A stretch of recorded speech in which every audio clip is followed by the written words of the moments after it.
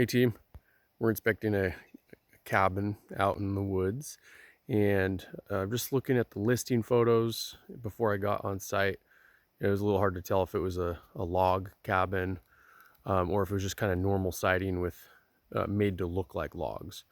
And this is a siding that's just really made to look like logs.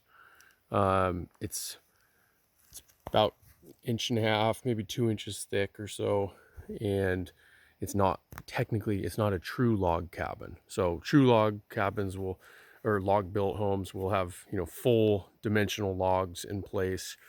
They're going to tend to stick out on the ends, and they require a different kind of special care and maintenance for log homes. So this is really just more like a real siding. One of the couple of the signs of that is just the clean cut ends, where all the siding just butts together.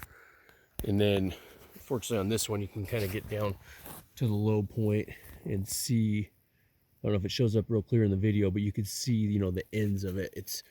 It's just kind of your normal wood siding that's got a kind of design to it to make it look more like logs. So it gets that rustic cabin kind of feel to it. And so care and maintenance for this kind of siding is just like any other kind of wood siding, essentially.